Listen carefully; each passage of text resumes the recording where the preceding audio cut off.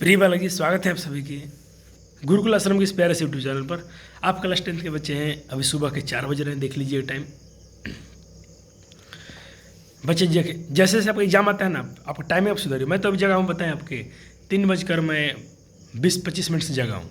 लेकिन आपको क्या करना चाहिए, ये देखो वो क्या माहौल देखो कितना शांत है। सभी जगह देखो अंधेरा है, शांति है। इस वक्त आप उठ के पढ़ते हो ना, बहुत बेनिफिशियल होता है आपको। जो चीज़ आपको, जैसे आपका क्वेश्चन बैंक लर्न करना है, आपको PYQ सॉल्व कर उसको याद रखना है, तो अब इस टाइम पे उठ के 3:30 से लेके आप 5-6 बजे तक, जैसे मान लीजिए आपका सारा कोचिंग का भी टाइम 6 बजे से ठंडी में हो जाता है, तो अब 5, 5:30 बजे तक 2-2 घंटा डेली खाली रीड करेंगे, बैठ के याद करेंगे डेली। मुझे लगता है बहुत जल्दी याद होती है, माहौल शांत होता है, और सुबह उठने पर आपके शरीर में एनर्जी ज़्यादा होता है। रात भर सोए थे, शरीर को आराम मिल चुका है। सुबह उठिए, पानी पीजिए, वाशरूम जाइए, फ्रेश हो जाइए, और चीज़ों को याद कीजिए, बहुत जल्दी याद हो जाएंगी। क्योंकि माहौल शांत होता है, शरीर में एक अलग एनर्जी होती है। और जो 3-4-5 जो टाइम होता है अपना, जो जिसको हम लोग ब्रह्म मुहूर्त बोलते हैं, साइंस भी इस टाइम को बहुत बेनिफिशियल मानता है, अच्छा टाइम मानता है इसको हर चीज़ के लिए। तो चलिए, ये तो बात हो ज्ञान की। आज सर क्या करने वाले हैं, आज आपको मैं लेके आया हूँ बायोलॉजी के चैप्टर नंबर 2 का पूरा complete revision and question answer plus PYQ। तो आपको डरने की जरूरत नहीं, इस चैप्टर में इतना पर आपको अभ्यास करा देंगे कि अब देखो जी, अब दोबारा रिवीजन के ये मत रखना उम्मीद। ये आखिरी रिवीजन आपका, यहाँ से ऐसा रिवीजन करा देंगे कि आपका चैप्टर तो पूरा होल रिवीजन हो जाएगा, साथ में क्वेश्चन तो नहीं छूटेगा। क्या पूछने, क्योंकि मैं पूरा NCERT कवर करने वाला हूँ, पूरा NCERT के क्वेश्चन आंसर प्लस PYQ, और इससे बड़ा क्या चाहिए आपको। चलिए शुरू किया जाए आज के इस लेक्चर को। चैप्टर का नाम है कंट्रोल एंड कोऑर्डिनेशन, नियंत्रण एंड समन्वय। तो पहले जैसे मैं बात करता हूँ सर, तो पहले मैं आपको कुछ सिखाऊंगा रिसेप्टर के बारे में। रिसेप्टर क्या होते हैं, जैसे देखिए मैं इसको छू रहा हूँ, तो मुझे कोई ठंडा गर्म कुछ भी स्पर्श मालूम चल रहा है, उसे हम लोग बोलते हैं रिसेप्टर। रिसेप्टर को बोलते हैं बच्चे ग्राही। ग्राही कितना होता है, जैसे ग्राही में होता है त्वचा हो गया। ग्राही में कौन कौन होता है अंग, त्वचा, जिसे हम छूकर ठंडी गर्म का महसूस कर सकते हैं, तापमान का। फिर ग्राही आता है नाक। नाक से हम क्या कर सकते हैं बच्चे जी, हम लोग खुशबू कैसा है, बदबूदार है, अच्छा खुशबू, उसको हम लोग कर सकते हैं, जिसको हम लोग घ्राण ग्राही कहते हैं, अल्फैक्टरी रिसेप्टर कहते हैं। दूसरा है अपना जीभ, स्वाद ग्राही। फिर अपना आता है कान, जिसको हम बोलते हैं श्रवण ग्राही, और एक होता है अपना आँख, जिसे हम बोलते हैं प्रकाश ग्राही। ये अपना रिसेप्टर हो गया, ठीक है। और यह ज्ञान इंद्रिय है, ठीक है। ये क्या करते हैं, बाहरी उद्दीपन को, स्टिमुलस को जानकारी देते हैं, ठीक है। और सारी जानकारी पहुंचती है न्यूरॉन के पास, ठीक है। और तंत्रिका कोशिका को न्यूरॉन बोलते हैं, जो अपना तंत्रिका कोशिका है उसे हम लोग न्यूरॉन बोलते हैं। तो चैप्टर के हम बच्चे करेंगे मेन चीज़ क्या, आज हम जितने उसके, तो इसमें देखो मुझे क्या लगता है, 2 चीज़ आपको पढ़ना अच्छा चीज़ है। एक तो पहले आपको न्यूरॉन के बारे में थोड़ा समझाता हूँ, न्यूरॉन के बारे में। उसके बाद देखिए न्यूरॉन्स क्या है। देखिए इसमें अगर आप जानना चाहेंगे तो थोड़ा सा देखिएगा। लेकिन न्यूरॉन में क्या होता है, आप इसको समझ, ये जो अपना जो स्ट्रक्चर देख रहे हैं, न्यूरॉन है, ये तंत्रिका कोशिका है। इसके जो ऊपर, सबसे ऊपर इसको हम डेंड्राइट बोलते हैं, दुर्मिका बोलते हैं। कुछ भी जो इन्फॉर्मेशन होता है, जैसे मैंने अपना हाथ छुआ, मैं छू रहा हूँ, ये मान लो कि मैं छू रहा हूँ, तो मुझे टच मालूम चल रहा है कि ये डिस्प्ले है। तो डिस्प्ले का सूचना पहले जी गया डेंड्राइट के पास, डेंड्राइट से इन्फॉर्मेशन जाता है सेल बॉडी के पास, जिसको हम क्या बोलते हैं कोशिकाएँ। फिर उसके बाद है केंद्रक में, ठीक। और फिर जाता है उसके पास एक्सॉन में, तंत्रिका अक्ष में। ऐसे ही जाते हैं, फिर यहाँ पर सूचना पहुँच जाती है लास्ट में नर्व एंडिंग पॉइंट पर, जिसके तंत्रिका का सिरा, अंतिम सिरा बोलते हैं, तो इसको इंग्लिश में बोलते हैं नर्व एंडिंग पॉइंट। अब यहाँ से इन्फॉर्मेशन एक और न्यूरॉन के पास जाएगा, फिर उसका अगले, और जो 2 न्यूरॉन के बीच में गैप्स होगा उसको हम लोग साइनेप्स बोलते हैं। और जो इसका इन्फॉर्मेशन 2 न्यूरॉन के बीच में थोड़ा सा गैप होता है, उसमें कुछ वहाँ पर कुछ केमिकल सब्सटेंसेस होते हैं, जहाँ पर हम बोलते हैं कि यहाँ पर है क्या, न्यूरोट्रांसमीटर है वहीं पर, जो इन्फॉर्मेशन को फिर अगले न्यूरॉन्स में ट्रांसफर करता है, ठीक है। ये सब चीज़ को हम डिटेल में पढ़ेंगे। एक बार मैं थोड़ा डिफिनीशन आपको बताता हूँ। पहले न्यूरॉन का डिफिनीशन, तंत्रिका कोशिका जो होता है न्यूरॉन होता है, इसका हम डिफिनीशन देख लेते हैं, डिफिनीशन क्या है। तो चलिए, डिफिनीशन है कि सर तंत्रिका कोशिका है, तंत्रिका कोशिका है, ये जो तंत्रिका कोशिका है यानी जो न्यूरॉन है, एक न्यूरॉन तंत्रिका तंत्र में उपस्थित एक उत्तेजनीय कोशिका है। इस कोशिका का कार्य है मस्तिष्क की सूचना का आदान प्रदान करना और विश्लेषण करना, और यह कार्य एक विद्युत रासायनिक संकेत का द्वारा होता है। जो भी इसको इन्फॉर्मेशन मिलता है वो विद्युत रासायनिक संकेत के रूप में मिलता है, ठीक है। चलो अब इसकी संरचना आपको दिखा दिया था कैसे था। इसका संरचना आप देख लेते, उसमें द्रुमिका था, डेंड्राइट, कोशिका सेल बॉडी था, तंत्रिकाक्ष था, एक्सॉन और लास्ट में था तंत्रिका का अंतिम सिरा। ठीक,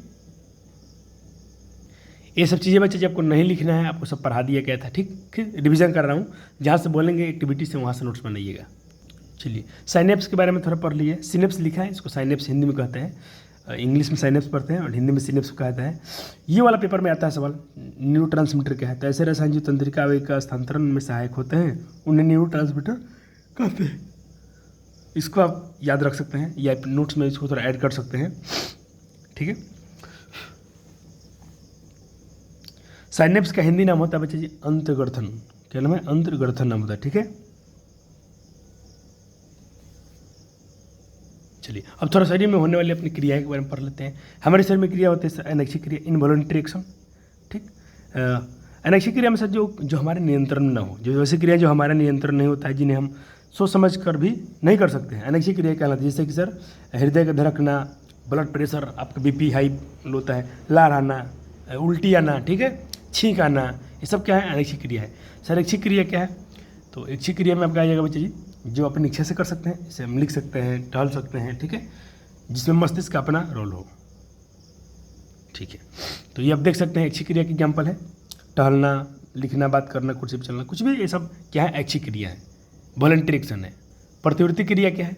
तो प्रतिवर्ती क्रिया क्या है सर? अचानक किसी उद्दीपन के प्रति अनुक्रिया जिसमें मस्तिष्क के संबंध नहीं होता है।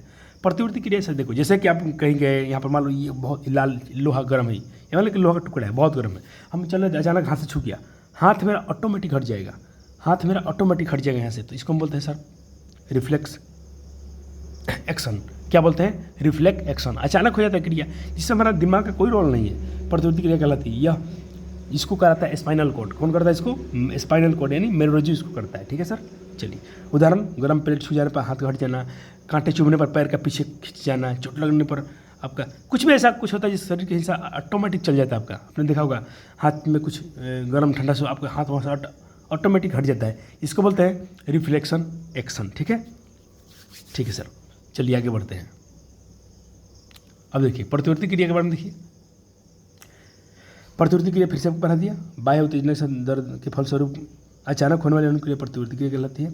प्रतिवर्ती चाप, दोनों कभी कभी पूछता है ना कि प्रतिवर्ती क्रिया, रिफ्लेक्शन एक्शन और रिफ्लेक्शन आर्क में अंतर बताइए, दोनों में अंतर बताएं। तो प्रतिवर्ती चाप के बारे में क्या है? सूचनाओं या उत्तेजनाओं के संबंधी ग्राही के संबंधी तंत्रिका, केंद्रीय तंत्रिका तक पहुँचना और वहाँ से उत्पन्न संकेत के कार्य कर भाग का एक प्रेरक तंत्रिका।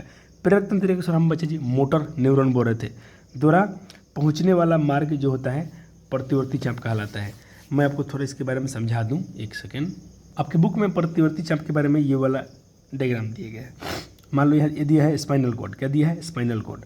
जैसे यहाँ कुछ गर्म चीज छुआ आपको, ठीक, तो इन्फॉर्मेशन गया, इन्फॉर्मेशन आया, ठीक, और ये इन्फॉर्मेशन यहाँ गया और ये मेरुरज्जु तक इन्फॉर्मेशन आया, ठीक, मेरुरज्जु से इन्फॉर्मेशन आया और ये इन्फॉर्मेशन कहाँ चल जाएगा? मस्तिष्क के पास चल जाएगा। मेरुरज्जु स्पाइनल कॉर्ड सूचना किसको दे देगा? दिमाग को। और दिमाग क्या बोलेगा? भाई गर्म छुआ, दिमाग सिग्नल दे, अरे हटा हटा हाथ हटाओ, जल जाएगा। तुरंत उधर से इन्फॉर्मेशन आया, फिर वहाँ से मस्तिष्क ने बोला हटाओ, तो यहाँ पर एक होता है मोटर न्यूरॉन। क्या होता है? Motor neuron. मोटर न्यूरॉन क्या बोलेगा? तुरंत इधर से यहाँ से फिर स्पाइनल कॉर्ड बोलेगा मोटर न्यूरॉन को, यहाँ पर होता है देखो ये है, यहाँ पर लिखा प्रेरक तंत्रिका, मोटर न्यूरॉन।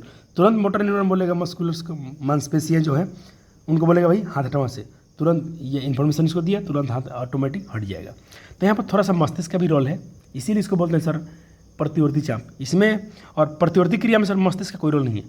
तो प्रतिवर्ती क्रिया में सर मस्तिष्क का रोल होता है और प्रतिवर्ती चाप में सर मस्तिष्क का रोल नहीं होता है, दिमाग का कोई, लेकिन प्रतिवर्ती चाप में थोड़ा सा मस्तिष्क का रोल होता है। छुआ, हाथ हटेगा, इसको हम बोलते हैं सर थोड़ा, ये क्या अपना प्रतिवर्ती चाप है। इन्फॉर्मेशन गया, फिर उस इन्फॉर्मेशन आया कि हाथ हटाना है, तो ये इन्फॉर्मेशन जाना, फिर वहाँ से संकेत आ जाना कि हटाना है भाई, तो ये क्या है? प्रतिवर्ती चाप है। क्या है ये सर? प्रतिवर्ती चाप है।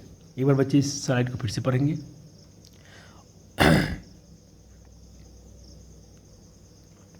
आपसे क्वेश्चन किया जा रहा है कि प्रतिवर्ती क्रिया में मस्तिष्क का क्या महत्व है, क्या भूमिका है? तो प्रतिवर्ती क्रिया में मस्तिष्क की भूमिका होती है, क्योंकि प्रतिवर्ती क्रिया मेरुरज्जु द्वारा पूर्ण की जाती है, परंतु प्रतिवर्ती क्रिया की सूचना मस्तिष्क तक पहुँचाई जाती है ताकि मस्तिष्क उस प्रतिक्रिया के माध्यम से हमें फ्यूचर में होने वाली हानिकारक परिस्थिति के बारे में पहले से अवगत कर सके। ये सवाल आपका एनसीईआरटी के पेपर में बहुत बार आता है कि प्रतिवर्ती क्रिया में और टहलने के बीच में क्या अंतर है। आपके चैप्टर के सबसे बड़ा महत्वपूर्ण हिस्सा है आपका मानव का मस्तिष्क अंग। ये वाला अगर आप चीज़ समझ गए, पढ़ गए, तो मुझे नहीं लगता कि चैप्टर में दम है। लेकिन दो चीज़ पर ध्यान देना है, इस पूरे कंट्रोल कंडीशन में दो चीज़ पर ध्यान देना है। पूरे चैप्टर में दो चीज़ पर ध्यान देना है। एक तो मानव के मस्तिष्क पर जो डायग्राम है इसके बारे में खूब समझना है, सब किसे क्या काम है, और दूसरा काम समझना है आपके बारे में हार्मोन्स के बारे में बरस। उसके बाद इस चैप्टर से एक भी क्वेश्चन आपका नहीं कटेगा। मेन यही टॉपिक दो महत्वपूर्ण है, मानव मस्तिष्क वाला और हार्मोन्स वाला। चलिए थोड़ा देख लेते हैं मस्तिष्क का। ये जो मस्तिष्क का भाग है, हमने पढ़ा कि इसमें 3 भाग होते हैं। कितने भाग? 3 भाग। अग्र मस्तिष्क, पश्चिम मस्तिष्क और एक होता है अपना मध्य मस्तिष्क। अग्र मस्तिष्क, मध्य मस्तिष्क और एक होता है पश्चिम मस्तिष्क। फोर ब्रेन, मिड ब्रेन और हिंड ब्रेन। ठीक है। जब मैं आपको लेक्चर पढ़ाया था वहाँ पर पूरा इंग्लिश में पढ़ाया हूँ। ये थोड़ा हमारा हिंदी माध्यम का नोट्स है, जिससे हम लोग फिजिक्स वाला से ही पढ़ते थे पहले इंग्लिश मीडियम में, वहाँ से लेक्चर, तो वहाँ पूरा इंग्लिश मीडियम को पढ़ाया गया पूरा डिटेल में। ये थोड़ा रिवीजन कर रहा हूँ, तो थोड़ा हिंदी के लिए नोट्स लाया हूँ ताकि बच्चे को जल्दी हो जाए, क्योंकि बिहार बटे के बच्चे ज़्यादा हिंदी ही खोजते हैं। चलिए हो गया। अब देखिए अग्र मस्तिष्क में होता है बच्चे जी, एक होता है सेरेब्रम, ठीक, जिसको हम परम मस्तिष्क बोलते हैं, जहाँ पर ऐच्छिक क्रियाएँ होती है। ठीक है। और वहाँ पर क्या क्या है बच्चे जी?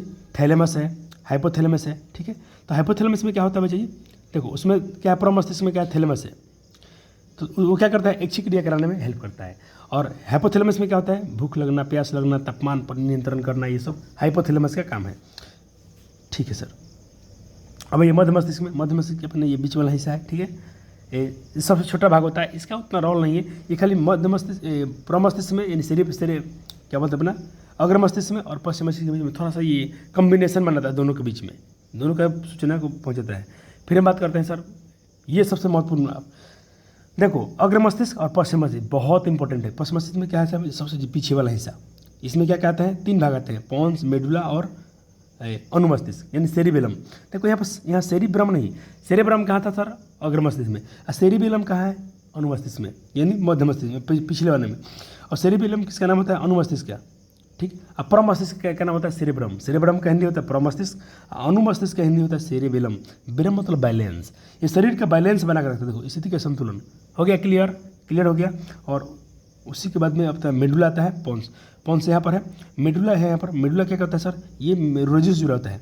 मेडुला मेरुरज्जु से जुड़ा होता है। जो मेरुरज्जु आप समझा, स्पाइनल कॉर्ड जो अपना पीछे अपना पीठ में है, पीठ रेडिकॉर्ड है, वही तो अचानक होने वाली प्रतिक्रिया से हमको बचाता है। क्लियर है माइंड के बारे में इतना? अब सबके बारे में पढ़ेंगे, टेंशन मत लीजिएगा। एक फ्लो चार्ट है, इसको देख लीजिए पूरा, आपको जो भी हो मैंने पढ़ा सब थोड़ा चीज़ें क्लियर हो जाएंगी। हो गया? आपने देख लिया? चलिए सर हम चलते हैं अब थोड़ा आगे और चलिए थोड़ा सा तंत्र के बारे में फिर से पढ़ लेते हैं। ये 2 भागों में बटे होते हैं, एक CNS एक PNS। CNS को बोलते हैं केंद्रीय तंत्रिका तंत्र, सेंट्रल नर्वस सिस्टम, और एक होता है अपना PNS यानी परिधीय तंत्रिका तंत्र। CNS में क्या सर? तंत्रिका तंत्र का वह भाग जो शरीर के संपूर्ण सूचनाओं को प्राप्त करके उसका समाकलन, उसका हल भी करता है, केंद्रीय तंत्रिका तंत्र कहलाता है। जिसे केंद्रीय तंत्रिका तंत्र में मस्तिष्क और यानी माइंड, ब्रेन और मेरुरज्जु, स्पाइनल कॉर्ड दोनों आते हैं। और परिधीय में तंत्रिका तंत्र का वह भाग जो केंद्रीय तंत्रिका तंत्र का शरीर के मध्य में संबंध स्थापित करता है, परिधीय तंत्रिका तंत्र कहलाता है। इसे मस्तिष्क से निकलने वाली कपाल तंत्रिका तंत्र और मेरुरज्जु से निकलने वाला कपाल तंत्रिका मेरु तंत्रिका से मिलकर ये बना होता है। और एक और महत्वपूर्ण टॉपिक बचता है जिसको हम बोलते हैं अनुवर्तन गति। अनुवर्तन गति में क्या पढ़ते हैं? जैसे पौधों के बाह्य उद्दीपन, जैसे प्रकाश। कभी देखते हैं पौधा ना, कभी सूर्यमुखी देखेंगे, जिधर प्रकाश होगा ना उसका मुंह उधर चल जाता है। तो पौधे अगर प्रकाश की तरफ वृद्धि कर रहे हैं तो उसको प्रकाश अनुवर्तन बोलते हैं। और कहीं जल पानी ज़्यादा है तो किसी पौधे का ना पानी की तरफ उसके जड़ जाता है, उसके जो रूट होते हैं जड़, सोर, वो जड़ जो उसको ना पानी की तरफ उसके चलते चले जाएंगे तो उसको बोलते हैं जलानुवर्तन। गुरुत्वानुवर्तन, धरती की जड़ हमेशा नीचे तरफ ही जाती है, उसको गुरुत्वानुवर्तन बोलते हैं। स्पर्शानुवर्तन, जैसे सुई मुई वाला पता पौधा देखा आपने, जैसे छूते हैं ऊपर सिकुड़ गया तो उसको बोलते हैं स्पर्श, वहाँ पर टच वाला रिस्पॉन्स होता है, स्पर्शानुवर्तन बोलते हैं। और कहीं कहीं पर कुछ चीज़ें केमिकल की तरफ वो डेवलप करती हैं तो उसे बोलते हैं रसायनुवर्तन। और कहीं कहीं पर जहाँ तापमान मिलता है, धूप मिलता है, उधर कोई चीज़ चलती है उसे बोलते हैं तापमानुवर्तन।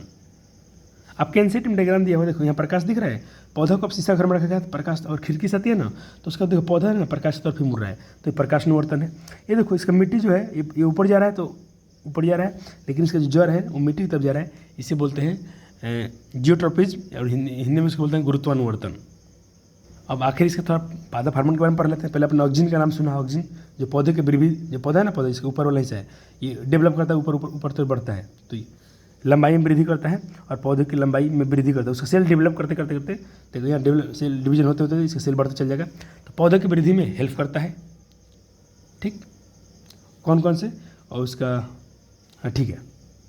दूसरा है साइटोकाइनिन, साइटोकाइनिन इसी कार्य है कोशिका के सेल की खुद डिवीजन करता है। देखो उसका भी था लंबाई में वृद्धि करना, ये भी लंबाई में वृद्धि करता है, क्योंकि पादप में न 3 वृद्धि हार्मोन होता है, ऑक्सीजन, साइटोकाइनिन और एक और होता है जिब्रेलिन। तीनों साइटोकाइनिन, ऑक्सीजन, साइटोकाइनिन और जिब्रेलिन, ये तीनों क्या है, वृद्धि हार्मोन है। तीनों पौधा को बढ़ाने में हेल्प करता है। ये कैसे बढ़ाता है, उसका सेल को बार बार डिवीजन करता है, सेल डिवीजन होते होते होते पौधे की लंबाई बढ़ती है। एक है जिब्रेलिन, इसे काम क्या है, यहाँ भी पौधे की लंबाई बढ़ाता है। कौन सा लंबाई, ये वाला तना की लंबाई बढ़ाएगा, तना वाला, ये तना की लंबाई बढ़ेगा तभी तो पौधा बढ़ेगा।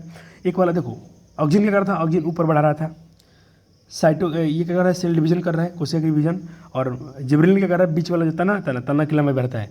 तो ये जब तना छोटे ये क्या होता है, इसकी जो ये अब मांस देखे, मांस उसमें जो चाहे गन्ना देखा होगा आपने, नोड होता है यहाँ से यहाँ तक, इसके बीच में जो ये हिस्सा होता है, जब ये डेवलप करेगा तो पौधा भी ऑटोमेटिक बढ़ेगा। फिर अपना आता है इथिलीन, इथिलीन बोलते हैं, इससे काम है फलों को पकाना। एक एब्सिसिक एसिड, ये पत्तियों को, फल को जो पता उसका पक जाता है ना, उसको नीचे गिराने में हेल्प करता है। देखिए इथिलीन क्या है, फलों को पकाना, जैसे हरा था पक गया, लेकिन अब पक गया तो उसको नीचे तो भी गिरना चाहिए, पत्ता पीला हो गया उसको भी तो नीचे झरना चाहिए, गिरना चाहिए, तो गिरने उड़ने में हेल्प करता है ये एब्सिसिक एसिड। एक बार इन चीज़ों को पढ़ सकते हैं हम, जो स्लाइड में लिखा गया है, इसको एक बार सिर्फ रीड कर लीजिए।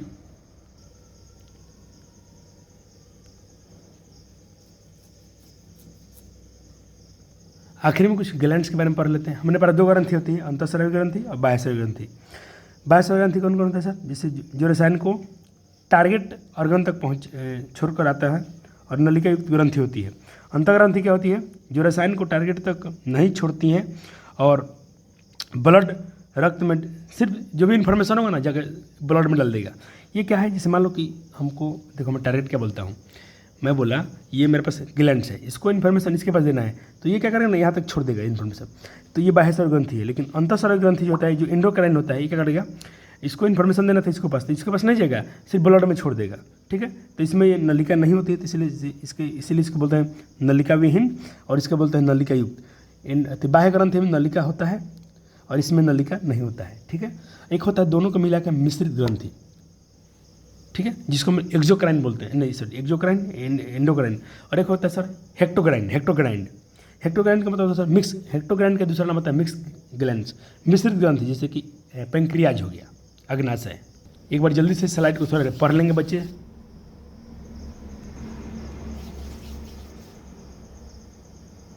और एक अपना बहुत इंपॉर्टेंट है थायराइड ग्लैंड्स के बारे में पढ़ लीजिएगा। इसका ये कार्य स्थिति लिखा गया, कार्य लिखा गया, हार्मोन्स क्या करता है, थायरोक्सिन हार्मोन स्रावित करता है, इसी का हम हार्मोन की कमी, ये सब हम अभी क्वेश्चन आंसर में करने वाले हैं, तो वहाँ पे डिटेल में समझा देंगे, टेंशन मत लीजिएगा, ऐसे यहाँ भी पढ़ लीजिए। और एक महत्वपूर्ण है अपना एड्रिनल ग्लैंड्स, जिसको हम बोलते हैं अधिवृक्क ग्रंथि। इसका भी वृक्क का कार्य होता है, जुड़ा हुआ होता है, हार्मोन्स छोड़ता है एड्रिनलिन, जो डर और से बचाता है, फाइट करने में सहायता करता है, लड़ना है, डरना है, भागना है, मारना है, सब यही वहीं पर कराएगा। बीपी पे बढ़ाना, हृदय को बढ़ाना। ठीक है, ये पेपर में बहुत सारे क्वेश्चन ऐसे एमसीक्यू में पूछे जाएंगे। और एक अपना अग्नाशय ग्रंथि, ठीक, इसमें इंसुलिन का छोड़ता है, इंसुलिन, और इसके कंट्रोल अगर नहीं होता है तो अपना डायबिटीज रोग होता है, मधुमेह होता है, जिसको हम शुगर बोलते हैं। और एक अपना है वृषणकोश, यहाँ भी एक हार्मोन छोड़ता है, जिसे टेस्टिस, जो हार्मोन का नाम होता है टेस्टोस्टेरोन, और इसका काम क्या होता है, ये सेकेंडरी सेक्सुअल कैरेक्टरिक है अपना मेल का।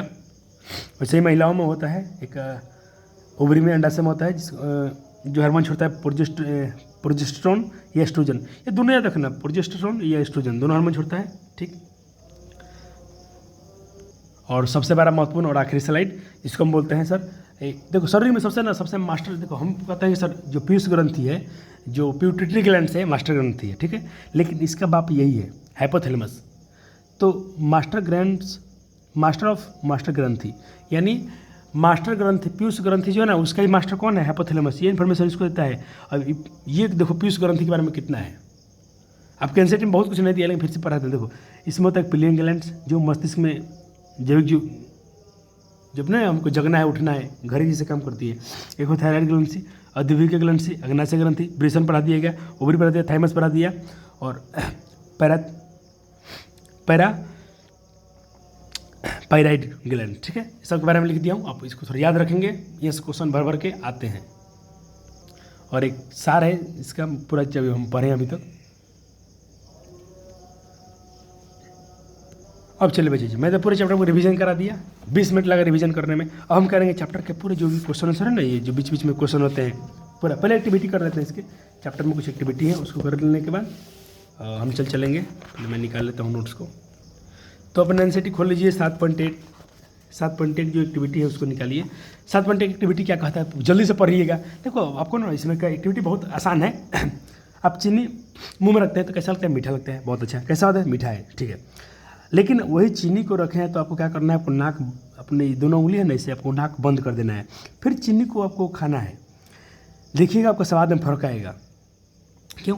ऐसे आप चीनी खा रहे थे तो आपको मुंह में ऑक्सीजन जा रहा था, तो आराम से उसका पूरा ये तक तो चीनी मीठा लग रही थी। लेकिन जब से उसमें CO2 नाक बंद कर लेंगे तो ऑक्सीजन की मात्रा कम होगा, और CO2 अंदर ज़्यादा रहेगा। तो CO2 की उपस्थिति में क्या होता है?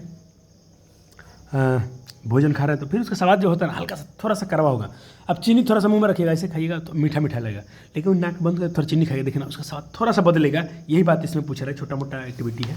चलो पढ़ लेते हैं। उत्तर का स्वाद कैसा था? मीठा लग रहा था, अच्छा बात है। लेकिन अब बोला था नाक बंद करके खाइए, तो नाक बंद करके खाने पर क्या हुआ सर? तो उसके कुछ स्वाद में कुछ परिवर्तन आया? हाँ, यस, अंतर आया। नाक बंद करके खाने में ऐसा हमको जीभ और नाक से बनती जो हमारे जो जीभ और नाक के यहाँ बची, आपको पढ़ाया शुरू में बताया, रिसेप्टर होते हैं, सूंघने में क्षमता हेल्प करती हैं, जिसका असर आपके द्वारा आपके स्वाद ग्रंथि पर पड़ता है। तीसरा इसमें कि खाना खाते समय उसी तरह से अपने नाक बंद कर लीजिए तथा ध्यान दीजिए कि जिस भोजन को आप खा रहे हैं, क्या आप इस खाने में पूरा स्वाद ले पा रहे हैं? नहीं ले पाएंगे। ठीक है, बहुत छोटा मोटा एक्टिविटी था। 7.2 सर एक्टिविटी से क्वेश्चन आते हैं। बेलचा जी MCQ में क्वेश्चन आ जाते हैं तो बच्चे घबराते हैं, सर आ तो गया तो कहाँ से आ गया। ये अच्छा एक्टिविटी है। चलो एक्टिविटी पढ़ लिया अपने, पूरा आराम से पढ़िएगा। चलो इस पर सवाल को हम देखते हैं। ये पूरा ये एक्टिविटी लिखा ही गया पूरा, तो लिखा गया तो इसको मैं ये कर रहा हूँ। इस पर जो प्रश्न होंगे उसका हम जवाब देंगे आपको। चलो सारे प्रश्न हो गया। चलिए प्रश्न क्या है? क्या प्ररोह और जड़ की पुराने भागों में दिशा बदल दी है क्या? देखो इसका जो प्ररोह है, प्रारोह मतलब ये जो ऊपर की तरफ बढ़ रहा था, और इसके जड़ है क्या दोनों में दिशा बदला? हाँ, बदला है बच्चे जी। अगर देखो जिधर से लाइट आया है तो इसका ऊपर वाला हिस्सा चला गया, प्ररोह गति, उधोमुखी गति, और इसके जो जड़ है जो नीचे जा रहे हैं, नीचे। तो क्या कहेंगे? प्ररोह और जड़ जो है नीचे की तरफ पुराने भागों में की दिशा में कोई उल्लेखनीय परिवर्तन नहीं दिखता है। हाँ, अच्छा सिर्फ ये वाला फोटो ट्रिम जो बात कर रहे हैं, मतलब बोला कि शीशा घर में आप पौधा रखे थे, शंकु का घर का ये खिड़की से प्रकाश आ रही है, तो इसमें क्या चेंज आया? तो इसके जड़ में कोई चेंज नहीं आया। चेंज कहाँ आया? इसका ये वाला, ये पर सीधा था, अब ये ऐसे घूम गया, प्रकाश की तरफ घूम गया। तो ये क्या है? प्रकाशानुवर्तन है। कैसा है? प्रकाशानुवर्तन है। क्या ये अंतर नई वृद्धि की दिशा में है? नए विकास वाले वृद्धि परिवर्तन दर्शाते हैं, यानी अंकुर प्रकाश की ओर झुकता है और जड़ें उसमें उससे दूर हो झुकती हैं। इस क्रियाकलाप से क्या निष्कर्ष निकलता है? तो इस क्रियाकलाप से निष्कर्ष निकलता है कि यहाँ पर फोटोट्रॉपिज्म हो जा रहा है, जो प्रकाशानुवर्तन होता है, और जड़ें गुरुत्वानुवर्तन दिखाती हैं। अब इस पर कुछ सवाल भी आपसे पूछे जाते हैं, तो आपको सवाल भी कराया जाएगा। सवाल है कि सर इनमें से कौन सी ग्रंथि जोड़ी में मौजूद नहीं है? आपको थोड़े पहले सब दिखाया हूँ, आप इसका आंसर बताइएगा। तो सी हो जाएगा। थायराइड ग्रंथि जोड़ी में नहीं था। देखो ओवरी जोड़ी में था, ब्रिसन जोड़ा में था, सैलाइवरी ग्लैंड भी जोड़ी में होता है, लेकिन थायराइड ग्रंथि होता है वो जोड़ी में नहीं होता है। तो इसका आंसर सी हो जाएगा। चलिए इनके क्वेश्चन से कर लीजिए। ये हो गया। अगला क्वेश्चन है, इनसे कौन सा पादप हार्मोन प्रकाशानुवर्तन में सहायता करता है? देखो साइटोकाइनेसिस वृद्धि में हार्मोन करता है ये मेलाटोनिन है, ये थायराइड, इसका आंसर ये हो जाएगा। सवाल है कि सर अग्नाशय जो होता है, जब पेंक्रियाज होती है किसी संबंधित होती है, इससे कौन सा रोग होता है? तो पेंक्रियाज भाई इंसुलिन हार्मोन छोड़ती है, और इंसुलिन हार्मोन गड़बड़ होगा तो ब्लड में ग्लूकोज का लेवल घटेगा बढ़ेगा, तो वहाँ से आपको डायबिटीज होगा। घेंघा रोग का संबंध किससे है? तो घेंघा रोग जो होता है गाइटोड होता है अपना एड्रेलिन से, थायराइड से। ये थायराइड ग्रंथि से होती है, क्योंकि यहाँ पर आयोडीन कमी से होता है, और आयोडीन का संश्लेषण कौन करता है? आपका थायरोक्सिन हार्मोन करता है। चलिए इंटेक्स वाले क्वेश्चन है कि प्रतिवर्ती क्रिया में और टहलने के बीच में क्या अंतर है? आपको पहले भी दिखाया था, प्रतिवर्ती क्रिया में और टहलने के बीच में क्या अंतर है। प्रतिवर्ती क्रिया में बच्चे ये अनैच्छिक क्रिया होती है, ठीक। और टहलना क्या होता है? ये जो होता है मेरुरज्जु, इसको स्पाइनल कॉर्ड कंट्रोल करता है, और जो टहलने वाला होता है इसको मस्तिष्क कंट्रोल करता है, और ये अपनी इच्छा से होती है। हो गया? कोई समस्या, परेशानी, दिक्कत? नहीं सर।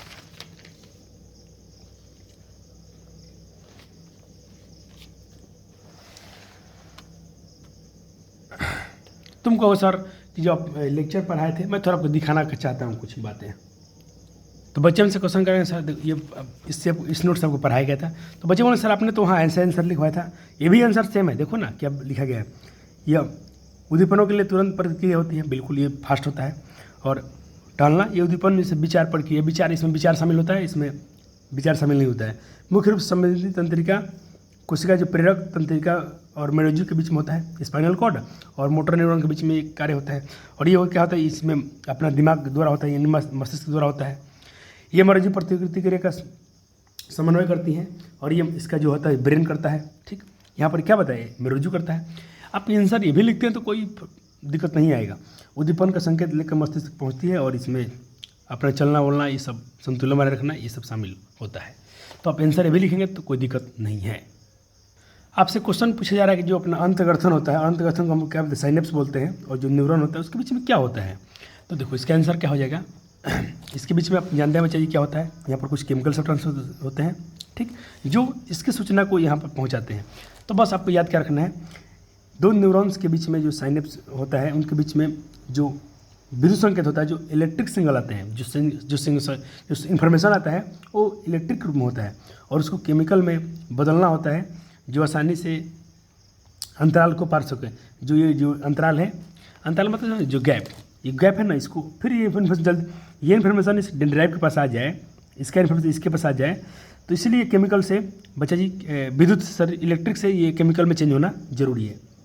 और ये संदेशवाहक के प्रवृत्ति हो जाए और आसानी से पार कर सकते हैं। रासायनिक संदेशवाहक, यहाँ पर कुछ होते हैं केमिकल मैसेंजर। यहाँ पर क्या होता है बच्चा जी? यहाँ पर कुछ होते हैं केमिकल मैसेंजर होते हैं, जो अगले न्यूरॉन तक की सूचना को पहुंचाते हैं, जहां ये वापस विद्युत संकेत फिर से। देखो अभी तो क्या था सर, ये तो इलेक्ट्रिक में था, केमिकल में चेंज हुआ, फिर से इसमें आते थे, फिर यहाँ पर क्या हो जाएगा? फिर से इलेक्ट्रिक में हो जाएगा, फिर एक अगला न्यूरॉन आएगा, फिर ऐसे ही इन्फॉर्मेशन चलते रहते हैं। ये बहुत फास्ट होता है बच्चे, हमको पता भी नहीं चलता है। शरीर सवाल है कि मस्तिष्क का कौन सा भाग शरीर का संतुलन तथा अनुरक्षण करती है? बच्चे मैंने बताया था सेरिबेलम बैलेंस बना के रखता है। अगला सवाल क्या है?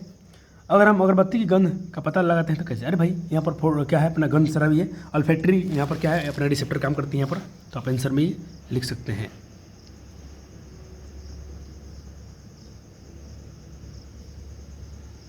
चलिए अगला क्वेश्चन बच्चे आपके लिए कि सर प्रतिवर्ती क्रिया में मस्तिष्क की क्या भूमिका होती है? मस्तिष्क की क्या भूमिका होती है, माइंड का क्या रोल है इसमें? तो देखो बच्चे जो भी अपना यहाँ पर स्टिमुलस होता है, जो भी उद्दीपन होते हैं, उद्दीपन क्या होता है? ठंडा गर्म चुभना होना, ये सब क्या है सर? स्टिमुलस होते हैं जो इन्वायरमेंट में होते हैं।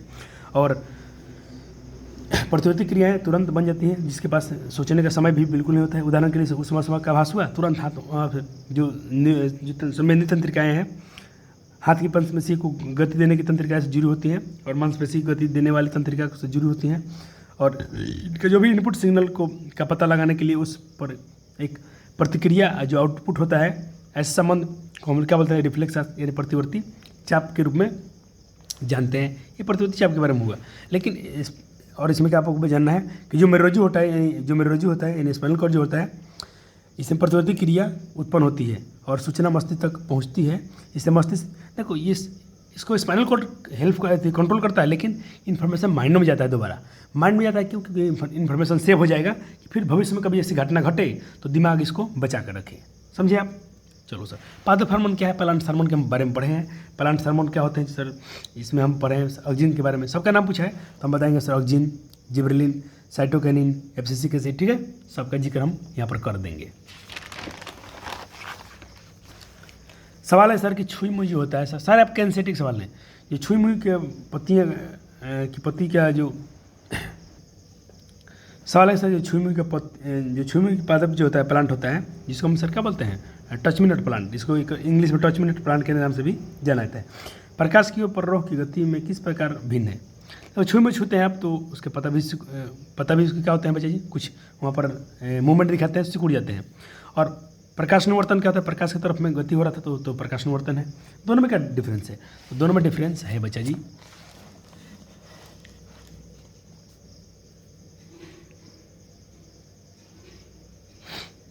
बच्चे नैष्टिक गति, नैष्टिक मूवमेंट मतलब सर यहाँ पर बात हो रहा है सर अनुकुंचनीय यानी अनुवर्तन वाला गति है, उसकी बात हो रहा है। ये जो छुई के छूते हैं तो सर ये क्या है? अनुकुंचनीय गति है और ये क्या है? अनुवर्तन गति है, ठीक है सर। इसमें विकास, पत्ता उसका सिकुड़ गया फिर पत्ता उसका खुल जाएगा तो इसमें कोई डेवलपमेंट नहीं होती है, लेकिन इसमें से डेवलपमेंट होता है। प्रकाश की तरफ फिर उसका पौधा जाते जाते बढ़ेगा, इसमें मूवमेंट आएंगे। ये उत्तेजना की दिशा पर निर्भर नहीं करता है, ये स्टिमुलस। अगर सूर्य का दिशा जिधर से प्रकाश आएगा उधर ही ये मूवमेंट करेंगे। ये हल्के हल्के इन दोनों में डिफरेंस थे। इसमें टच के रूप कार्य करती हैं और इसमें प्रकाश लाइट के रूप में कार्य करता है। ये बहुत तेज़ी से होता है, ये बहुत धीरे स्लो होता है। एक पादप हार्मोन का उदाहरण दीजिए जो वृद्धि में बढ़ाता है। तो ऑक्जिन के बारे में बता सकते हैं, साइटोकिनिन के बारे में सकते हैं, लेकिन हम तीनों बता दिए हैं, तीनों के बारे में। देखो अगर क्वेश्चन दोनों में आते तो कम लिखिएगा ज़्यादा। अच्छा एक एग्जाम्पल दिखाता हूँ, जिस हिसाब से क्वेश्चन कराया गया था सर प्रतिवर्ती क्रिया में, अगर क्वेश्चन 2 नंबर में आया है तो इतना ही लिखें तो कम चल जाएगा। देखो मैं इसके आंसर को ऐसे भी लिख के दिखाया हूँ, हो गया। प्रतिवर्ती क्रिया और टहलने के बीच में अंतर ये भी हो सकता है, इतना छोटा भी लिख सकते हैं। तो ये मार्क्स में निर्भर करता है कितने मार्क्स से पूछ रहे हैं। 5 के पूछे तो 5 तो लिखना पड़ेंगे आपको। तो मैं हर टप से क्वेश्चन आपको दिखाया हूँ। आपको जब नोट्स पढ़ाएगा शुरू में पढ़ाएगा, चैप्टर डिटेल में पढ़ाया गया था तो वहाँ पर बहुत अच्छे से एक पॉइंट पढ़ाया गया है। उसी का तो यहाँ पर थोड़ा सा रिवीजन हो रहा है, उसी को थोड़ा सा क्वेश्चन इधर करके आंसर आपको दिया जा रहा है। आप वहाँ से भी आंसर लिखते हैं, जो चीज़ समझ गए अपनी भाषा में वही टॉपिक वही बिंदु लिख सकते हैं तो कोई नंबर नहीं कटेगा। या ये भी जो आंसर दिया गया है ये भी आपको समृद्धि मैम के द्वारा दिया गया, तो इसमें कोई आपको शक नहीं करना है। कहता किसके सहारे चारों ओर एक प्रतान की वृद्धि में ऑक्जिन सहायक होता है। ऑक्जिन के बारे में पूछा कि किस तरह सहायता होता है। ऑक्जिन के बारे में एक पादप हार्मोन है जो तने और जड़ की नोक पर होता है, उसके टिप पर और उसके नीचे दोनों पर होता है। और अच्छा टेंटिकल में समझते कभी आप देखते हैं कोई चीज़ आपका, जैसे हम लोग को कुछ चढ़ता है ना, कोई चीज़ जैसे लौका का कुछ हम बोलते हैं, देखना उसमें ऐसा ना ये लपेट लेता है। कोई लकड़ी को भी चढ़ाते हैं ना, जैसे हम अपने नुआ ने कोई सब्जी बोया है जो लमड़ता है तो ये क्या करता है ना, इसको ऐसे लपेट लेते हैं। ये वाले इसको लिप टेंटिकल बोलते हैं। ये पूरा उसको लपेट लेता है, उसके सहारे वो चढ़ते रहता है, उसके बारे में बात कर रही है। तो कहता कि ये उसके सहारे जोड़ता है उसमें पूरा चिपक जाता है और उनकी वृद्धि धीमी होती है बहुत। हाँ, क्योंकि भाई ऑक्सीजन जो होता है स्पर्श के प्रति संवेदनशील होते हैं और इसमें एक टेंटिकल की ओर बढ़ते हैं और ये टिप के दूसरी तरफ सपोर्ट के संपर्क में टेंटिकल के किनारे की तुलना में दूसरा पक्ष तेजी से बढ़ता है और टेंटिकल जो होता है सर जो सपोर्ट की ओर झुक जाता है। और ये छोटे छोटे 2 डायग्राम बना के आप दिखा सकते हैं। चलो अगला सवाल है बच्चे जी,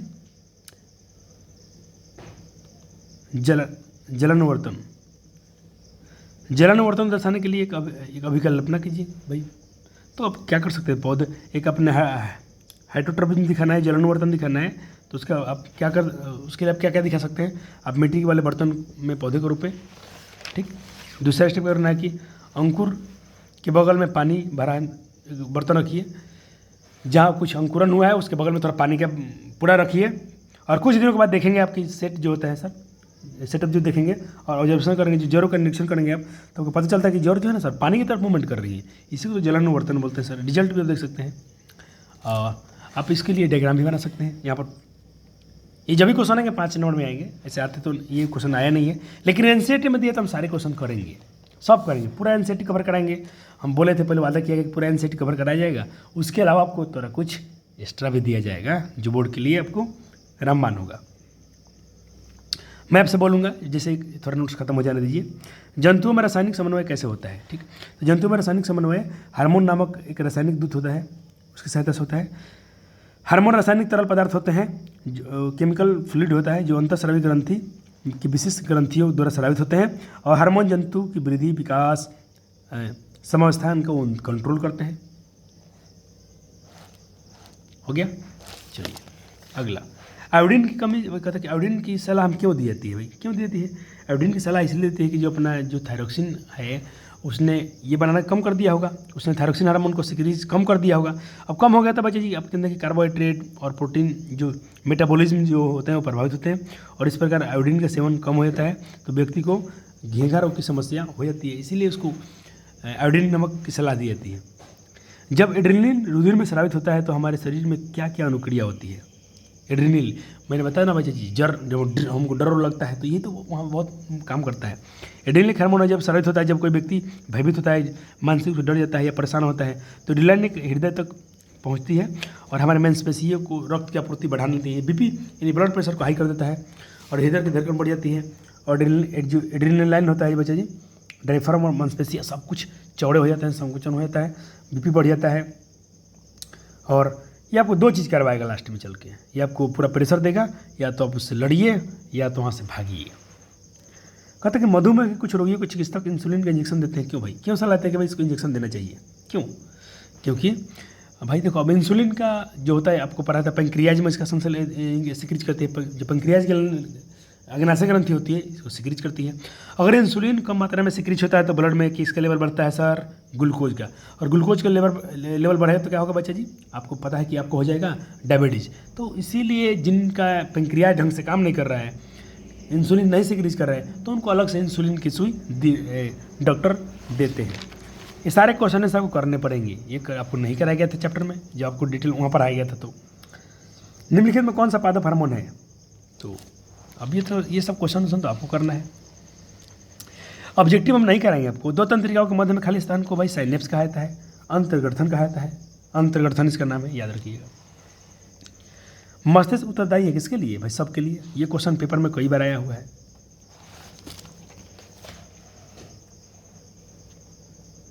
हमारे शरीर में ग्राही के क्या कार्य हैं बताइए? रिसेप्टर क्या करते हैं? शुरू में ही आपको बताया था। एक डायग्राम बनाइए और इसकी कार्य भी आइए, वेरी इंपॉर्टेंट। अगर 5 नंबर में इस चैप्टर से क्वेश्चन आता है ना तो यही आता है ज़्यादा, ये वाला और मस्तिष्क वाला। तो इसके बारे में पढ़ा दिया हूँ, इसके पार्ट्स को भी आपको डिटेल में पढ़ाया गया है, समझा दिया हूँ। आपको थोड़ा लिखना रह गया तो अब लिख लीजिएगा। डेंड्राइटिस का क्या है, एक्सॉन का क्या काम है, ठीक, नर्व एंडिंग का क्या काम है, ये आपको लिखना पड़ता है 5 नंबर के लिए। हाँ, अगला सवाल, पादप में प्रकाश अनुवर्तन किस प्रकार होता है? भाई फोटोट्रॉपिज्म की बात कर रहे हैं आपने, जहाँ इसको स्टिमुलस मिलता है प्रकाश, उधर की तरफ गति करने लगता है, तो ये कहलाता है प्रकाशानुवर्तन। मेरुरज्जु आघात में किन किन संकेतों को आने में सब, और आपका जो स्पाइनल कॉर्ड बच्चा जी आपका डैमेज हो गया तो क्या दिक्कत होगा? तो रीढ़ की हड्डी जो होती है, ओ भाई रीढ़ की हड्डी नहीं, इसको बोलते हैं हम, रीढ़ की हड्डी मत लिखिएगा आप लोग, इसके बदले में आप एक वर्ड यूज कीजिएगा, मेरुरज्जु। इसके लिए हम लोग बच्चे जी स्पाइनल कॉर्ड, ठीक है, हम स्पाइनल कॉर्ड लिखते हैं या मेरुरज्जु लिखेंगे, ठीक है। कॉर्ड में एच नहीं रहेगा, CORD, ठीक। स्पाइनल कॉर्ड की चोट के मामले में तंत्रिका में आने वाले जो सिग्नल के साथ साथ जो रिसेप्टर होते हैं, रिसेप्टर को हम क्या बोलते हैं? जो ग्राही। आप हिंदी लिखना चाहें तो ग्राही लिख सकते हैं। जो ग्राही तक आने वाली सिग्नल भी बाधित हो जाती हैं, और ये दोनों संकेत रीढ़ की हड्डी नहीं बच्चा जी। आप रीढ़ की हड्डी की जगह क्या लिखिएगा? मेरुरज्जु या स्पाइनल कॉर्ड लिख दीजिएगा, सबसे बढ़िया रहेगा। स्पाइनल कॉर्ड इसको मत लिखिएगा, क्या लिखिएगा? स्पाइनल कॉर्ड में एक बंडल में मिलते हैं, ये दोनों सिग्नल बाधित हो जाएंगे। अगला सवाल है बच्चे जी कि पादप में रासायनिक समन्वय किस प्रकार होता है? ये तो आपको पढ़ा दिया गया था। अगला क्वेश्चन है, सब ये नोट्स बना चलना है। एक जीव में, यही आपका रिवीजन हो रहा है, यही से क्वेश्चन आपके आएंगे, इससे क्वेश्चन बाहर नहीं जाएगा। एक जीव में नियंत्रण और समन्वय के तंत्र में की क्या आवश्यकता है? तो जीव में समुचित कार्य बनाए रखने के लिए बच्चे कंट्रोल कोऑर्डिनेशन का होना बहुत आवश्यक है। अनैच्छिक क्रिया और प्रतिवर्ती क्रिया में एक दूसरे से किस प्रकार भिन्न है? क्वेश्चन है कि अनैच्छिक क्रिया और प्रतिवर्ती क्रिया एक दूसरे से किस प्रकार भिन्न है। तो इसके आंसर जी बच्चा जी यहाँ मिलेगा आपको उत्तर। आपको रिवीजन भी करा दिया था थोड़ी देर पहले। चलो अगला सवाल है कि सर नियंत्रण समन्वय के लिए तंत्रिका तथा हार्मोन क्रिया विधि तथा व्यतिरेका कीजिए। व्यतिरेका मतलब व्यक्त कीजिए। तो देखो यहाँ पर हम बात कर रहे थे तंत्रिका तंत्र और हार्मोन्स के बारे में। तंत्रिका तंत्र क्या है सर? ये होगा जो CNS PNS आपको पढ़ाया था उसके बीच में होता है, ये मिलकर काम करता है। और इसमें क्या होता है? अंतःस्रावी ग्रंथि और बाह्य ग्रंथि हार्मोन सिक्रीट करती हैं, ठीक है। दूसरा, ये प्रतिवर्ती क्रिया में बहुत कम होता है। इसमें जो भी इसमें सर प्रतिक्रिया का मतलब सर रिस्पॉन्स, जो भी इसमें सर रिस्पॉन्स होगा बहुत फास्ट होगा, और इसमें जो भी रिस्पॉन्स होगा सर बहुत ज़्यादा समय लगता है। आपको हम लोग मतलब हार्मोन सिक्रीट हो गया वृद्धि वाला, तो हम लोग का अचानक बढ़ जाते हैं क्या? धीरे धीरे बढ़ते हैं, तो धीरे होता है, ये हार्मोन्स वाला है। तीसरा अंतर, इसमें जो नर्व इम्पल्स जो होते हैं अपनी क्रिया विशिष्ट नहीं होता है, और प्रत्येक हार्मोन अपनी एक विशिष्ट अपना एक काम लेके बैठा है। और वृद्धि हार्मोन है तो वृद्धि करवाएगा, अगर सेक्स हार्मोन है तो वहाँ पर अपना लक्षण दिखाएगा। सारे अपने अपने काम को लेके इसमें स्पष्ट है, और ये लोग नहीं। सूचना का प्रवाह बहुत तेज फास्ट होता है, ये सब सूचना का प्रवाह बहुत धीमा होता है। इतना लिखेंगे तो काम चल जाएगा। अगला सवाल 12 नंबर सवाल है NCERT का। छुई में पादप में गति हमारे टंग में टंग मतलब सर जीभ,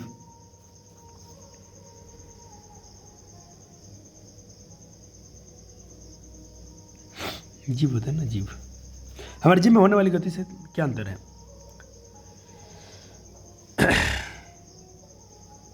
difference between minor which the moment the place sentence and the moment of legs. अच्छा टांग नहीं है, टांग नहीं, पैर वाला होता है, ये वाला, ये बात कर रहे हैं। सॉरी मैं गलती है, यहाँ इंग्लिश में लेग मतलब पैर होता है, ये पैर हो गया आपका, पैर। चलो पूछा है कि छुई में पादप में गति तथा हमारे जो पैर में होने वाली गति होता है, इसमें क्या अंतर है? अच्छा कभी चोट लगा है, अचानक ठेस लगा है, आपका पैर अचानक वहाँ से हट जाता है, वही बात पूछ रहे हैं। ये संवेदनशील पौधे होते हैं जो जैसे इनको टच मिला ये अपना रिस्पॉन्स दिखाते हैं। ये एक अनैच्छिक क्रिया होती है, उसको छू गया तो उसको बंद होना ही है। और पैरों में होने वाली गति भाई तो हमारी वॉलंटरी एक्शन है। वॉलंटरी एक्शन मतलब हमारी इच्छा से होती है, तो हम चलना तो अपने पैर आगे बढ़ाना चाहें तो बढ़ेगा, नहीं तो पैर अपने जहाँ रखेंगे वहीं पर रहेगा, ये नहीं रहेगा। सूचना का हस्तांतरण के लिए विशिष्ट ऊतक इसमें नहीं होते हैं। इसमें हमारे पास एक विशिष्ट ऊतक होता है जिसे हम CNS PNS में मौजूद होता है। पादप कोशिकाओं में गतिविधियों के लिए विशेष प्रोटीन नहीं होते हैं, और जंतु कोशिकाओं में विशेष प्रोटीनस होता है जो हमें मांसपेशियों को सिकुड़ने में मदद करता है। ये क्वेश्चन तो आपको पहले करा दिया था, अब मैं क्वेश्चन जो लाया हूँ। चलो क्वेश्चन पूछा था कि सर जो पिट्यूटरी ग्लैंड है इसको मास्टर ग्रंथि क्यों कहते हैं? ठीक है, तो देखो इसको मास्टर ग्रंथि इसलिए कहता है क्योंकि यह पूरे शरीर में विभिन्न हार्मोनल कार्य को कंट्रोल करता है, ठीक, जैसे ग्रोथ, मेटाबॉलिज्म जो कार्य होते हैं, और महत्वपूर्ण प्रक्रियाओं को ये प्रभावित करता है। लेकिन इसका भी बाप होता है हाइपोथैलेमस, लेकिन उसका जिक्र इसमें नहीं करना है। कहते जैसे हाइपोथैलेमस होता है जो अधिष्ठान होता है जो संदेश, वहाँ से देखो हाइपोथैलेमस इसको इन्फॉर्मेशन देता है मास्टर ग्रंथि को, पीयूष ग्रंथि को, भाई ये कार्य करो, ये उसमें लग गया, वो उसको करके ही छोड़ेगा। और सब किसको कंट्रोल करना है, किसको क्या नहीं करना है, सब इसके बाद सूचना होती है, और इसको कंट्रोल करता है हाइपोथैलेमस। मानव मस्तिष्क की संरचना का सचित्र वर्णन कीजिए। पहले तो ब्रेन का चित्र बनाना है और सचित्र वर्णन करना है। तो भाई मैं तो वर्णन कर देता हूँ, लेकिन डायग्राम आपको तो बनाने पड़ेंगे। तो डायग्राम मैं नहीं बनाया हूँ, मैं आपको दिखाता हूँ। डायग्राम आपको वही बनाना पड़ेगा आपको। पहले इसको लिख लीजिए, लिख लिया आपने, ये 2 लाइन लिख लिया आपने, नीचे वाला और ये वाला। हाँ, अब उसके बाद आपको ये डायग्राम बनाना है। आपको गाइड वाइड से आंसर याद नहीं करने हैं, जो आपको कराया जाएगा वही कीजिएगा। हो गया, चित्र बना लिया आपने, सारे नाम इसमें लिख दिया हूँ। ठीक है सर। सर आप देखो क्या करना है, थोड़ा तो 2-3 बार इसको अभ्यास करेंगे तो आ जाएगा। मैंने इसके नाम याद रखना, ठीक। और 1-2 नाम आपके डायग्राम में छूट भी जाते हैं तो आप तो भाई एक्सप्लेन तो पूरा करने वाले हो, यहाँ तो आपको नंबर मिल ही जाएगा। देखो अब बताओगे सर मस्तिष्क जो होते हैं तो 3 भागों में बटे हैं, अग्र मस्तिष्क, मध्य मस्तिष्क, पश्च। अब तीनों के बारे में थोड़ा बता दीजिए, इनके कार्य आपको पहले बता दी हूँ। थोड़ा अग्र मस्तिष्क के बारे में पढ़ लेते हैं। शरीर का सबसे बड़ा भाग होता है जिसको हम सेरिब्रम बोलते हैं, ठीक। इसमें क्या होता है, और इसमें इसके जो गोलार्ध है ना 4 भागों में बंटते हैं। इसके गोलार्ध जो होते हैं 2 भागों में बंटते हैं, और ये 2 गोलार्ध जो होते हैं एक दूसरे से संरचना जुड़ते हैं, जिसे हम लोग महासंयोजन पिंड बोलते हैं। और सेरेब्रम जो होता है, जो सेरेब्रम होता है, इसका कार्य होता है सीखना, कोई चीज़ आप सीखते हैं, आपको बुद्धि सब में आपको करता है। और इंद्रियों मतलब जैसे कि आँख, कान, ये सब त्वचा से इनको इन्फॉर्मेशन मिलता है और ये सीखते हैं। अगला चीज़ परम मस्तिष्क जो होता है सर, परम मस्तिष्क द्वारा सूचना प्राप्त होता है। क्या क्या जो सेरेब्रम का प्रत्येक गोलार्ध जो 4 पालियों में बढ़ता है ना, उसे इसमें इन्फॉर्मेशन मिलता है। ये 4 भागों में बढ़ता है। देखो अब इसके चारों का काम क्या है। एक होता है पहले ललाट पाली बोलो, या ललाट खंड बोलो, यहाँ पाली भी लिख सकते हो। पेशी गतिविधियों और पेशी मतलब ये अपने मास, ये वाला कुछ मूवमेंट कर रहे हैं, हाथ से कुछ कर रहा हूँ, इसको जैसे मुझे ऐसे करना है, ये कौन करवा रहा है बच्चे जी? ये वाला इन्फॉर्मेशन दे रहा है, दिमाग का ये वाला पार्ट, जिसको बोलते हैं बच्चे जी ललाट खंड। और पार्श्विका खंड क्या बताता है? ये सब कुछ स्वाद, दर्द, स्पर्श, तापमान सब लगता है, ये वाला काम करता है। फिर अपना है संघपाली, यह सुनने की संभावना, ये सब कुछ चीज़ आप सुन रहे हैं, मेरी आवाज़ सुन पा रहे हैं आप, तो उसमें आपका मस्तिष्क का ये वाला खंड, ये पाली बहुत इंपॉर्टेंट है। एक होता है बच्चे जी टेम्पोरल लोब, जो संघ हो गया। और एक होता है अपना पश्च कपाल पाली, इससे काम है दृष्टि, कुछ चीज़ आप देखते वक्त यहाँ पर ये सपोर्ट करता है। अच्छा कुछ वर्ड कट गए थे क्या? अब अपना आता है सर एक और होता है इसी में अग्र मस्तिष्क में एक और हिस्सा होता है, जिसको हम बोलते हैं बच्चे जी अग्र मस्तिष्क पश्च, जिसका नाम होता है सर डेंस फिलोन। ठीक है, ये क्या करता है? संवेदनात्मक सूचना पहुंचाने के लिए जिम्मेदार होता है, बस इतना ही। ठीक है, और एक अब बाकी उसमें थैलमस है जो रिले का केंद्र है, और हाइपोथैलेमस ये तो पूरा जो अपना क्या बोलते हैं अपना पिट्यूटरी की ग्लैंड उसको ये कंट्रोल कर रहा था। अभी क्वेश्चन आपने देखा था। लोकेशन कहाँ होता है इसका देख लीजिए। कार्य, अब पूरा अग्र मस्तिष्क कार्य देख लीजिए। शरीर की नींद हाइपोथैलेमस हो गया, ये शरीर की नींद में जगने होने के चक्र को नियंत्रित करता है। खाने पीने, इच्छा, भूख लगना, ये सब हार्ट की गति को नियंत्रण कंट्रोल करता है, और शरीर में तापमान को नियंत्रित करता है। अब मिड ब्रेन के बारे में आते हैं। मिड ब्रेन का काम बहुत छोटा है, यह ब्रिज की जैसा होता है, और यह अग्र मस्तिष्क पश्चिम मस्तिष्क के संकेतों का प्रसारण करता है, ट्रांसमिट करता है दोनों का सूचना को। इसमें क्या इसका कार्य क्या हो जाएगा? यह मुख्य रूप से दृष्टि और सुनने से संबंधित है। आँख की मांसपेशी और प्रतिवर्ती क्रिया को यह कंट्रोल करता है।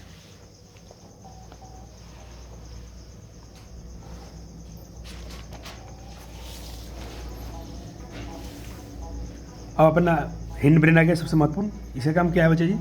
इसमें आता है अपना अनुमस्तिष्क पोन्स मेडुला। अब अनुमस्तिष्क काम क्या है? ये शरीर की गतिविधियों को संतुलन बनाए रखने में सहायता करता है। ठीक, और पोन्स सांस लेने और छोड़ने और नींद चक्र को विनिमय से संबंधित है। ये मेडुला हृदय की धड़कन, रक्तचाप, बीपी, खांसी और छींकाना, उल्टी, श्वसन दर को ये कंट्रोल करता है। कुछ क्वेश्चन हो जाएंगे ऑब्जेक्टिव इसी पर।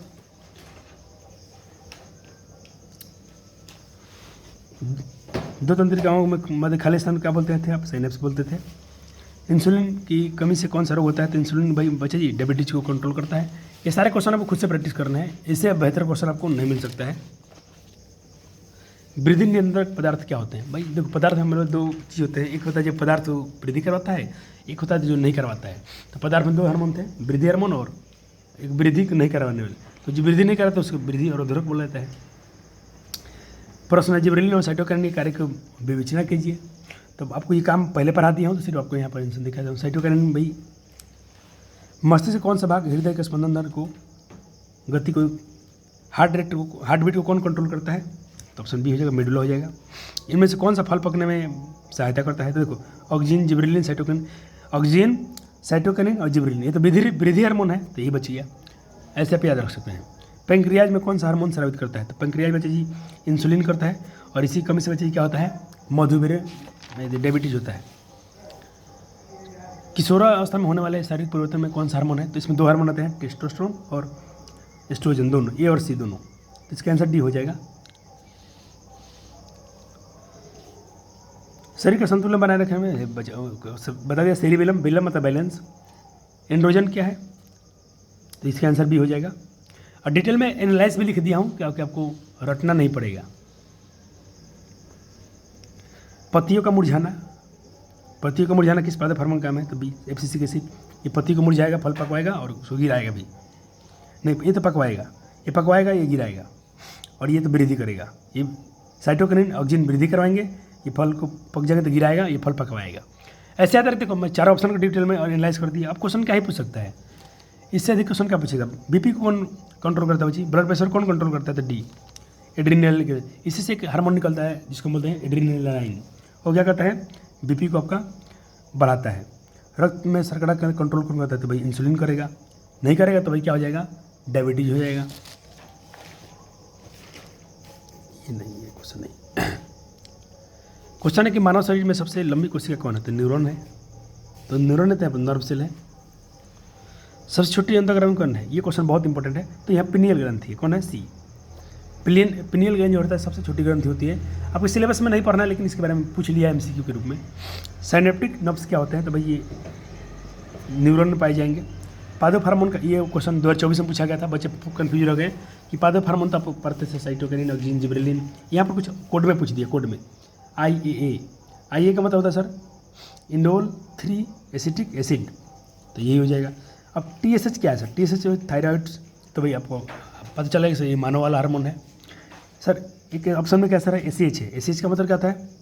एसिटिलिहाइलिन, ठीक। और इसका मतलब क्या होता है? ACT, इसका मतलब होता है एड्रीनोएट्रोक्रोपिकोक्रोम, ठीक है। इतने बड़े बड़े नाम है, लेकिन इसे कोड से ये वाला क्वेश्चन आया था इस साल। लेकिन आपको टेंशन नहीं है, आपको तो भाई 80 क्वेश्चन आएंगे ऑब्जेक्टिव भी, जिसमें आपको 40 ही बनाना है। मधु के रोग कुछ चिकित्सक इंसुलिन का इंजेक्शन देकर क्यों कहते हैं? कुछ को डायबिटीज़ हो गया है, उसको इंजेक्शन क्यों देता है? भाई तो आप जानते हो कि वहाँ पर इंसुलिन सिक्रीज नहीं हो रहा होगा, और सिक्रीज कम हो जाएगा तो इंसुलिन कम होता है तो भाई डायबिटीज़, ब्लड में ग्लूकोज का लेवल गड़बड़ होगा, बैलेंस गड़बड़ेगा, तो उसके लिए वहाँ पर डॉक्टर उसको इंसुलिन का सुई लगाते हैं। स्वाद का लिया क्या है? तो भाई जो टेस्ट को पहचानती है। निम्न में कौन पिट्यूटरी ग्रंथि से स्रावित होने वाला हार्मोन है? तो पिट्यूटरी ग्रंथि से स्रावित होने वाला हार्मोन का नाम क्या है चाहिए? तो इसका आंसर हो जाएगा सी, ये वृद्धि हार्मोन स्रावित करता है। सोमैटोस्टिन क्या है? तो देखो, सोमैटोस्टिन एक हार्मोन होता है जो वृद्धि हार्मोन है और इंसुलिन हार्मोन से रहित सहित कई अन्य हार्मोन को स्रावित कर रोकता है, और इसे वृद्धि अवरोधक हार्मोन भी कहा जाता है। वृद्धि अवरोधक, तो इसका आंसर क्या हो जाएगा? बी। मानव मस्तिष्क का सर्वाधिक विकसित भाग कौन है? मेडुला, सेरिबेलम और पोन्स। तो इसका सेरिब्रम हो जाएगा, ये सबसे विकसित भाग है और सबसे बड़ा भाग है। प्रमस्तिष्क, सेरिब्रम, ये हो जाएगा। ऑप्शन है प्रमस्तिष्क भी हो सकता था, लेकिन एक बार इंग्लिश में दे दिया है तो मैं दोनों काम कराता हूँ आपको। करके भागते दौड़ते समय कौन सा हार्मोन सक्रिय हो जाता है भाई? तो ये वाला हार्मोन सक्रिय कर जाएगा, एड्रेनालिन। और तुम भागो, दौड़ो, जो करना करो, लड़ो। मास्टर ग्रंथि किसे कहते हैं भाई? तो पीयूष ग्रंथि को कहता है। पीयूष ग्रंथि का इंग्लिश में नाम है पिट्यूटरी ग्लैंड्स। पादप हार्मोन का उदाहरण कौन सा होगा? एक्सिन, एड्रेनालिन, टेस्टोस्टेरोन। पादप हार्मोन का उदाहरण, पादप का हार्मोन है, ये तो मनुष्य का है, ये भी मनुष्य का है, ये भी मनुष्य का है, तो ऑक्सीजन हो जाएगा ना भाई। एंड्रोजन क्या है? तो देखो, एंड्रोजन जो होता है ये मेल हार्मोन है। क्या है सर? ये मेल हार्मोन है। सबसे छोटी अंतिग्रंथि देखो, वहाँ पर क्या था सर? Pineal glands. यहाँ पर पिनियल नहीं है, तो पिनियल नहीं है तो बच्चा जी आपको आंसर हो जाएगा एड्रिनल, पिट्यूटरी, थायराइड और टेस्टिस। तो यहाँ पर आप आंसर में जाएंगे पिट्यूटरी ग्लैंड्स। एक मिनट।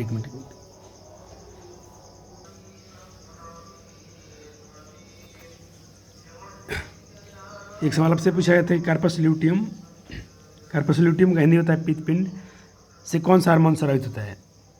तो कार्पस, इसके बारे में लिख दिया डिटेल में। ये महिलाओं के अंडाशय से जुड़ा होता है, जो हार्मोन का उत्पादन करता है शामिल। ये मुख्य रूप से प्रोजेस्टेरोन हार्मोन स्रावित करता है, जो गर्भावस्था बनाए रखता है के लिए महत्वपूर्ण है, और थोड़ी मात्रा में ये एस्ट्रोजन भी स्रावित करता है। तो इसका आंसर भी हो जाएगा। करता है दोनों हार्मोन, लेकिन ज़्यादा महिला वाला हार्मोन करता है, इसीलिए इसको हम लोग प्रोजेस्टेरोन वाले पर टिक करेंगे। ये तो आप जानते हैं तंत्रिका तंत्र की संरचना पर और क्रियात्मक इकाई को हम क्या बोलते हैं? तो न्यूरॉन्स बोलते हैं। मस्तिष्क कौन सा भाग स्थिति संतुलन का अनुरक्षण करता है? तो सेरिबेलम या हिंडब्रेन। यहाँ पर देखो सेरिबेलम में हटा दिया था, या हिंड ब्रेन भी आ सकता है, दिया है सर, अनुपस्थित दिया है।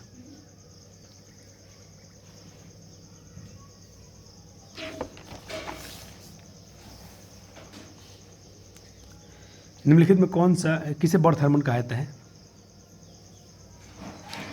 तो ये देखो, जब बच्चे का जन्म होता है माँ के पेट से, जब बच्चे जन्म लेने वाले होते हैं ना, तो उस समय क्या करता है, जब वेजाइना होता है इसको जो उसके साइज को बढ़ाने के लिए ये क्या करता है, ये हार्मोन सिक्रीज होते हैं, तो बच्चे को जन्म होने में माँ को बहुत सहायता मिलती है और बच्चे जन्म आसानी से हो जाते हैं। और ये हार्मोन कम मात्रा में निकलता है तो बच्चे जल्दी जन्म नहीं ले सकते हैं, इसीलिए इसे बर्थ हार्मोन बोला गया है। और इसका नाम होता है ऑक्सीटोसिन। ये प्रसव के दौरान महत्वपूर्ण होता है क्योंकि यह गर्भाशय के संकुचन में मदद करता है, कॉन्ट्रैक्शन में, जिससे प्रसव प्रक्रिया बहुत आसान हो जाती है। प्रतिवर्ती क्रिया और प्रतिचाप में अंतर क्या है, ये क्वेश्चन आपको बहुत पहले भी करा दिया गया है, लेकिन एक बार यहाँ से भी आप इसको लिख लेंगे। न्यूरोट्रांसमीटर क्या है?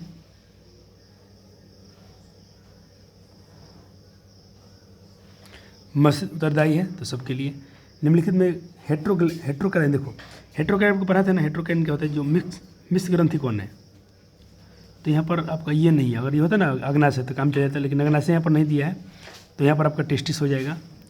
ये दोनों तरह का हेट्रोक्राइन मतलब दोनों की तरह।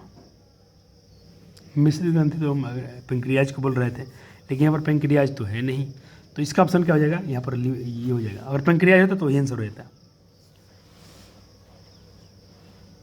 और ये जो क्वेश्चन है इसको अब अभ्यास कर लीजिएगा।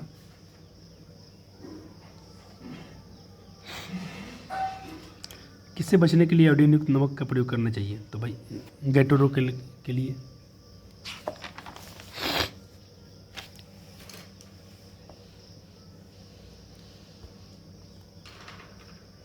तंत्रिका कार्य को लिखिए, ये भी करा दिया गया है। मानव मस्तिष्क का वजन कितना होता है भाई, 14 से 1500 ग्राम के बीच में होता है। मेरोजिन निकलता है तो भाई बताया मैं आपको, मेडुला से निकलता है।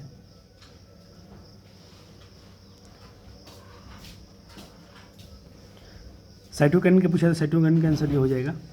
और ऑटो ग्रंथि के बारे में पूछा है, ऑटो ग्रंथि का एक नाम होता है थायराइड। देखो कितना उल्टा नाम है, हम लोग थायराइड बोलते हैं, लेकिन थायराइड का हिंदी नाम है ऑटो ग्रंथि।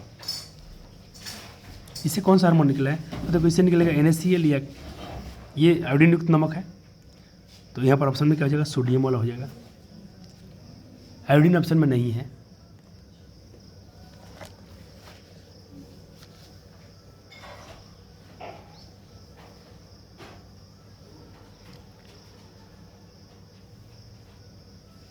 दो न्यूरॉन का संपर्क बिंदु क्या कहते हैं, तो आप यहाँ भी सिनैप्स कहेंगे। संपर्क बिंदु हो या खाली स्थान हो, दोनों। यहाँ पर आपको ये लेक्चर फिनिश होते हैं। मुझे इसके बाद आपके चैप्टर 2 से क्वेश्चन नहीं कटेंगे, इस बात की मैं गारंटी देता हूँ। इतना रिवीजन करा दिया हूँ, इस लेक्चर को रिवीजन कर लीजिएगा, तब चैप्टर से क्वेश्चन नहीं कटेंगे। धन्यवाद।